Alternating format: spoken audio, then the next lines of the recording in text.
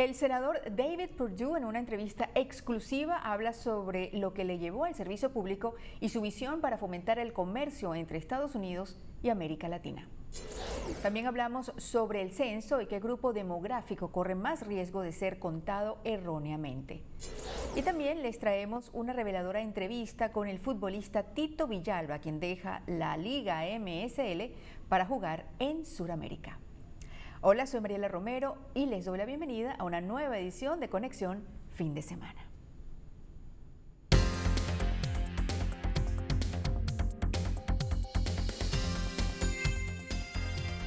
Esto es Conexión Fin de Semana con Mariela Romero.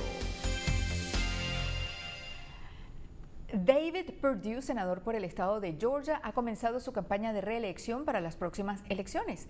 En una entrevista exclusiva con un medio en español, el legislador habló con nosotros en detalle de lo que le llevó al sector de la política. Veamos.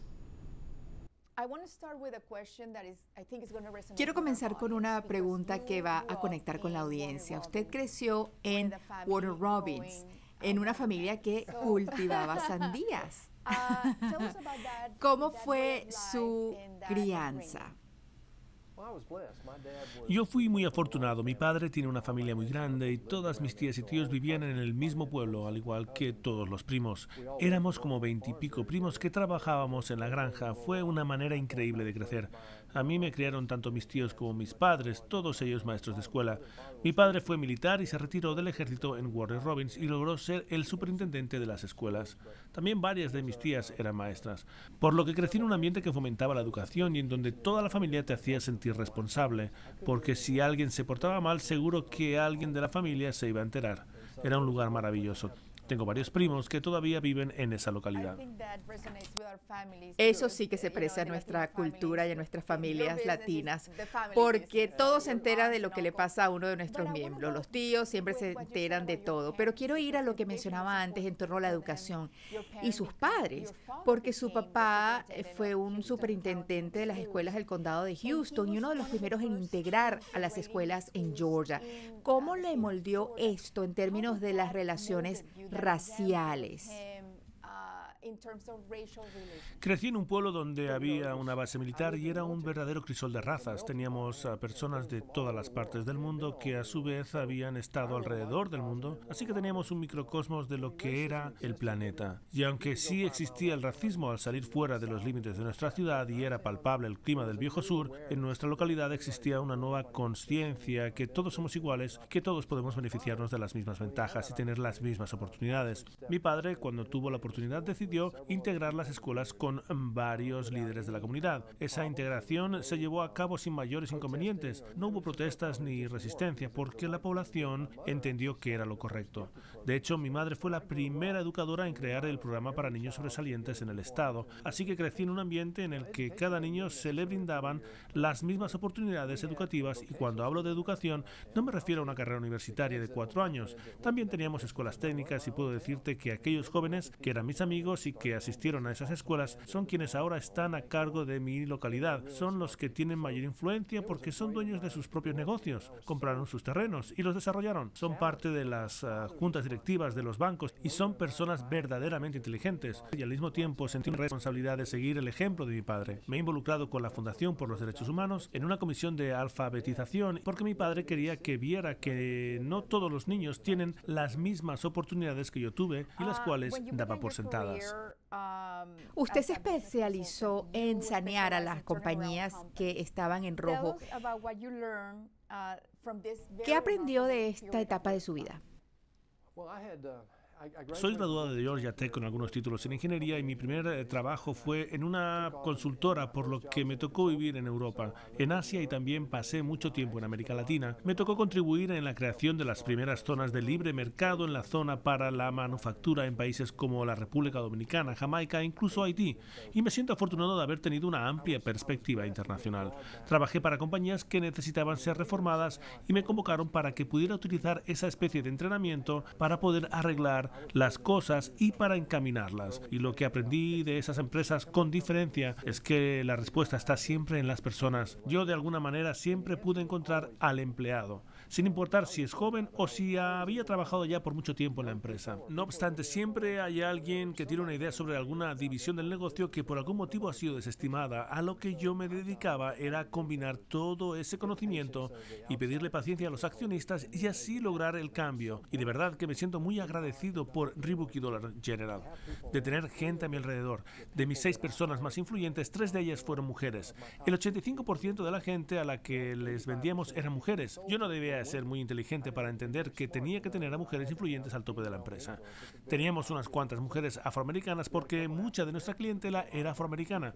En realidad, esto es fruto directo de mis padres y de la crianza que tuve, la cual era buscar a las personas que te ayudaran a tomar decisiones exitosas.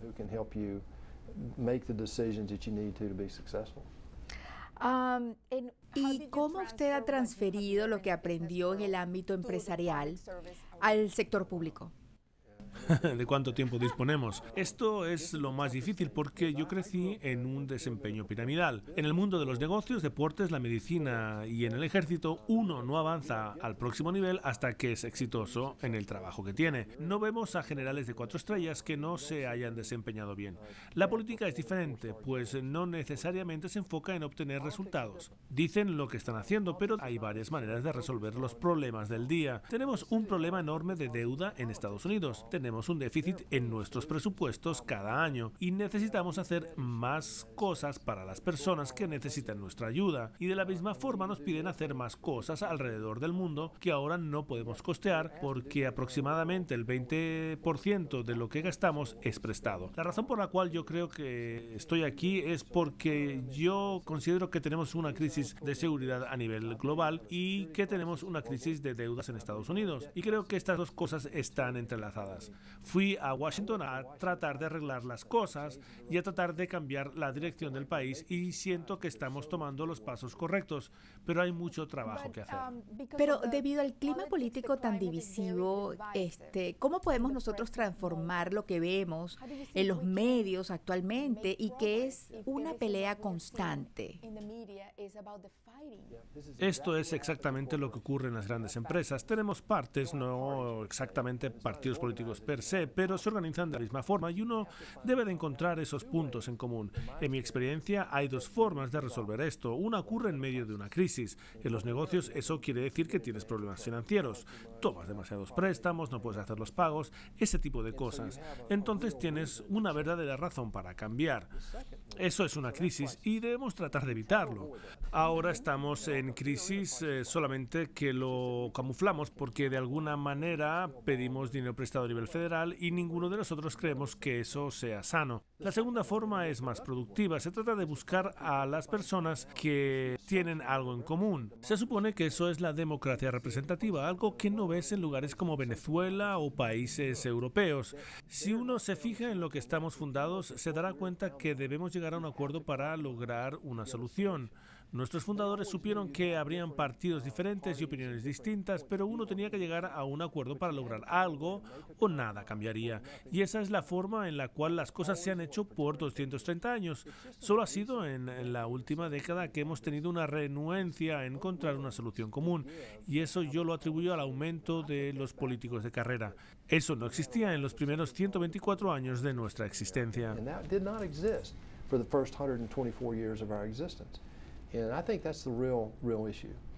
Vamos a una corta pausa y al regresar les tenemos la segunda parte de nuestra conversación con David Perdue.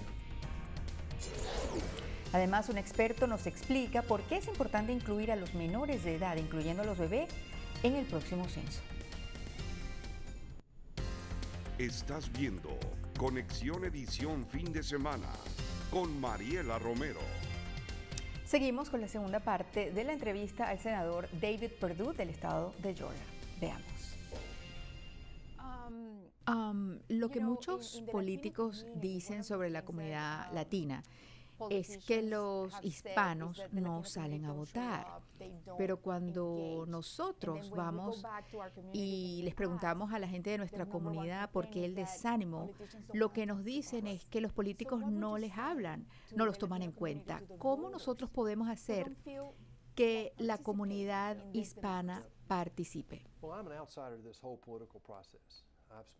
política. Estaba frustrado porque me sentía privado de mis derechos y no sentía que tuviera una voz. Hablé con mucha gente de las diversas comunidades de Georgia. Es uno de los estados más diversos de todo el país. Entre el 2000 y el 2010 duplicamos el número de hispanos en el estado, y eso que este año veremos cómo la población se duplica una vez más. Los hispanos son el 11% de nuestra población, más de 1 millón de personas.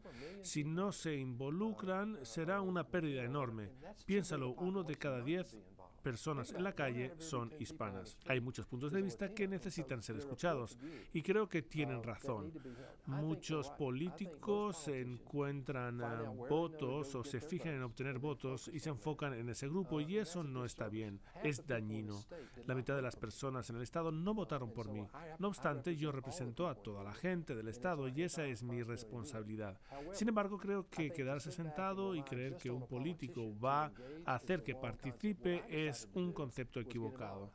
Yo decidí involucrarme porque eso inicia el diálogo. Si esperas que alguien llegue y te hable, seas latino, asiático o blanco como yo, eso no va a pasar. Debes iniciar eso en las comunidades pequeñas. Y vamos a iglesias en comunidades diversas. ¿Por qué no, pues, en un espacio político comenzar a tener conversaciones diversas y activas? ¿Quién dijo que simplemente porque no estemos de acuerdo en un tema tenemos que odiarnos? ¿Quién dijo que siempre obtendrás lo que quieras? A estas personas les pregunto si alguna vez han estado casados. Esto no es nuestra naturaleza, así que es una muy buena pregunta y aplica a la comunidad afroamericana, a la comunidad asiática y a la comunidad blanca también. A veces la gente se siente privada de sus derechos y la forma de resolverlo es involucrándose. People just feel disenfranchised occasionally, and the way to solve that is to get involved. Una de las cosas que quería conversar con usted tiene que ver con el comercio internacional, porque yo sé su vasta experiencia en este ámbito y también su involucramiento con las negociaciones comerciales con Asia. ¿Cómo podemos hacer para incentivar que se hagan más acuerdos comerciales con los países de América Latina para que se robustezcan las relaciones con nuestros vecinos aquí más cercanos que están en nuestro continente?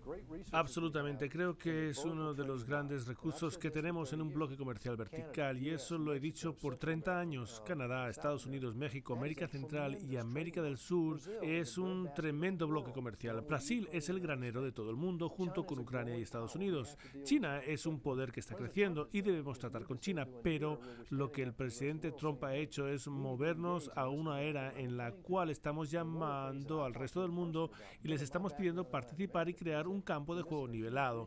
Esa es una de las cosas que yo he hablado con él en persona. Considerando mis antecedentes en Latinoamérica, nos hace falta un recurso enorme y eso me preocupa porque China está llenando ese vacío. En Venezuela, en Panamá, en todo Sudamérica hay 56 puertos en donde China ha hecho préstamos a propiedad del mismo calibre que los hizo en Sri Lanka y en Pakistán.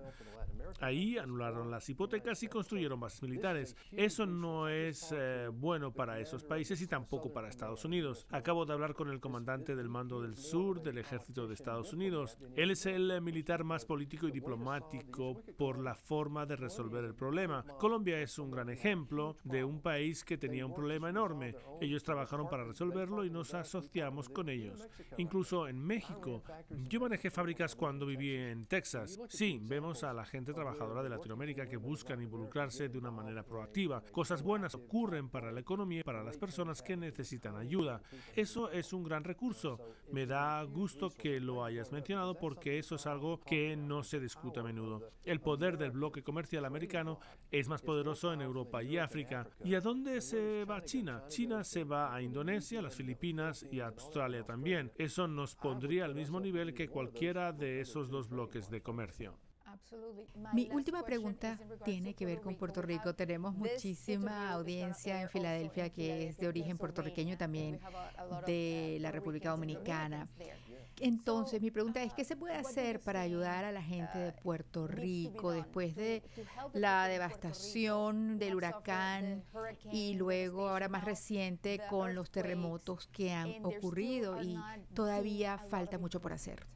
Viví en Puerto Rico en Aguadilla, aprendí a windsurf en Mayagüez y a surfear en Rincón. Tengo un lugar especial en mi corazón para Puerto Rico porque ahí vi potencial en los 70, cuando estábamos creando zonas de comercio libre. Eso hizo que la gente trabajara. Hoy tenemos retos muy grandes allí por varias razones. Honestamente, yo diría que durante un par de gobiernos hubo mala administración. También hubo mala asignación de recursos y eso no es bueno para el pueblo. Creo que ahora, si vemos los fondos que el Congreso ha dado a Puerto Rico para el alivio de desastres, Trump ha aprobado casi $100.000 millones para ayudar a reconstruir la isla, tiene una situación con las infraestructuras dañadas y devastadas, pero piensa que no solo en el turismo, la fabricación, la agricultura y la educación, Puerto Rico ha sido un bastión y siempre lo fue. Cuando el IMF y el Banco Mundial comenzaron a invertir en el Caribe, Puerto Rico y la República Dominicana fueron ejemplos tempranos de lugares en donde un poco de inversión tuvo un gran retorno. Necesitamos regresar a eso y tratarlo como lo hicimos en los 70.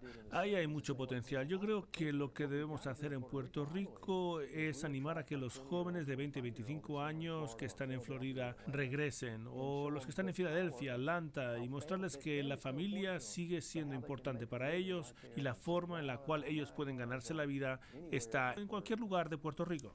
Muchísimas gracias. Bueno, vamos a una corta pausa y al regresar, la fecha para que los formularios del censo lleguen a nuestros hogares está a la vuelta de la esquina. ¿Cómo debe prepararse para este conteo que se realiza cada 10 años? Enseguida. Y además conozca la pasión comunitaria de un deportista que va en ascenso.